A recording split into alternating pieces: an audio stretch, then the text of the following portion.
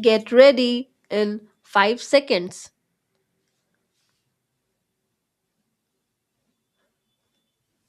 Start. We believe that the private sector, both in agriculture and industry, will provide the needed thrust to economic growth. However, government will have to continue to play a crucial role in strengthening the social and physical infrastructure. This cannot happen unless the fiscal health of the government at the center and in the states improves considerably and gains strength. The realization of the social and economic objectives of the ninth plan depends critically on our being able to finance public investment in crucial areas of social and physical infrastructure.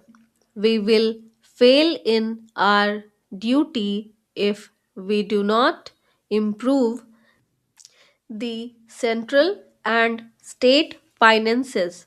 The center has started taking certain firm measures to fulfill our responsibility. I urge the state governments to put their finances in order.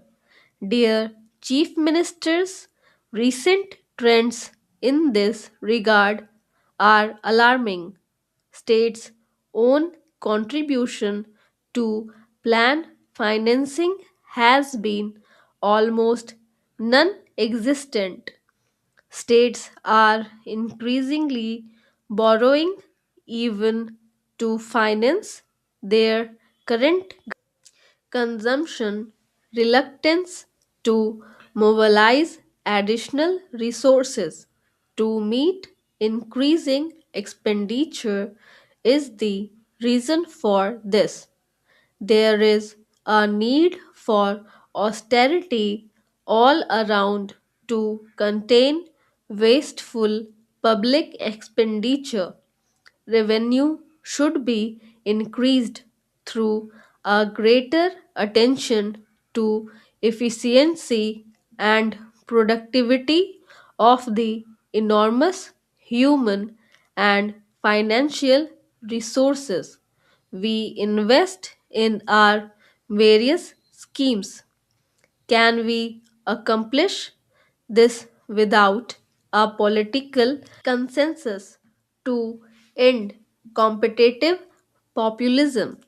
We are aware that the center has taken certain measures in recent years that have had serious, though indirect, repercussions on state finances. As an example, I mention the implementation of the Fifth Pay Commission's recommendations.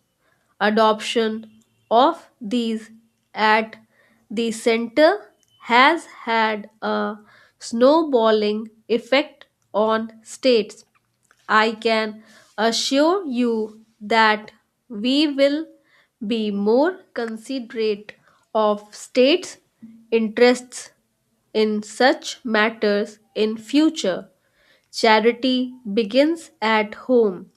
I would say the same about cutting the central government's expenditure.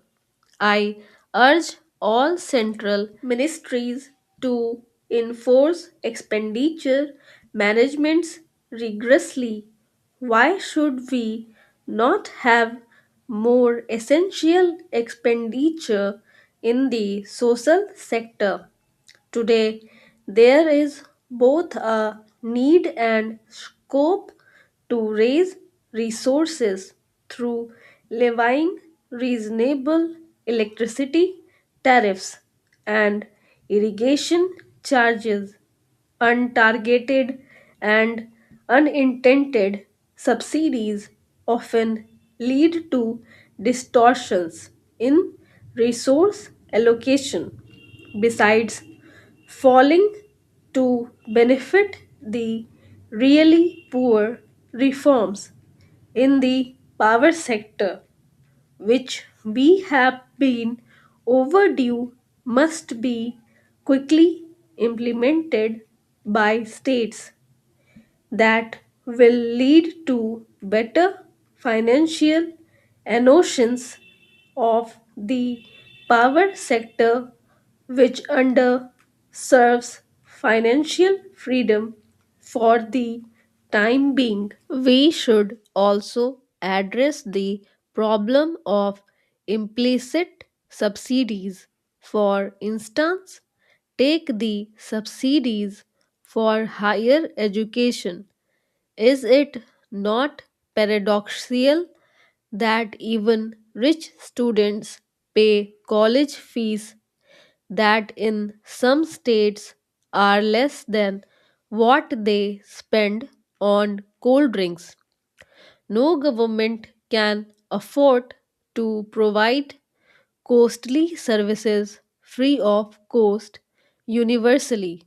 They must levy reasonable user charges wherever possible, particularly for non merit goods and services. What is required is a change in the mindset in the fixed inherited nations about subsidized public services. We should not be prisoners of the past. Subsidized services should be restricted to only those who cannot afford to pay. There is tax competition among states to attract private investments.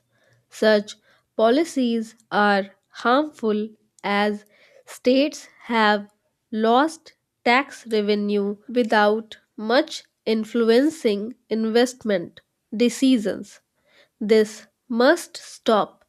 Better infrastructure, faster decision making, and investor friendly environment are more important in the decision making of the investor community. A practice that is pushing states towards fiscal crisis is the ready extension of guarantees to the borrowings of state level public enterprises. These guarantees may devolve on state governments as the financial health of many such enterprises is not sound. This practice will hurt states' credibility and adversely influence their credit ratings. Regional disparities are of concern both across and within states. Even some of the faster growing states have pockets that have lagged behind. We should exchange notes on lessons of such unbalanced development.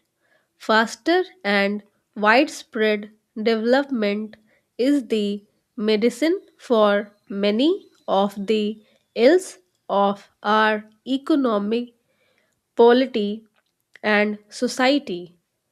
Let us strive to live up to the expectations of the people, especially of the poorest, who are also the majority of voters. Modern communications and media have raised people's expectations. We cannot forget that many of the social, political, and communal tensions we see today are due to the non realization of these expectations.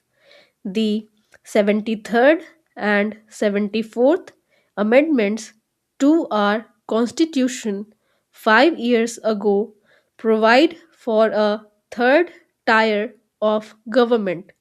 Still, several states have not yet imbibed the spirit of these amendments. There is an urgent need for genuine devolution of political, administrative, and financial powers to the Panchayati Raj institutions. If democracy works at the national and state level, it will surely work at the village level also. Rather, democracy at the national and state levels will only be enriched by extending it to the grassroots. All of us cherish peaceful and orderly progress. Good governance is essential for this. The rule of law is a prerequisite for good governance. However, it is violated in many parts of the country that should not be allowed.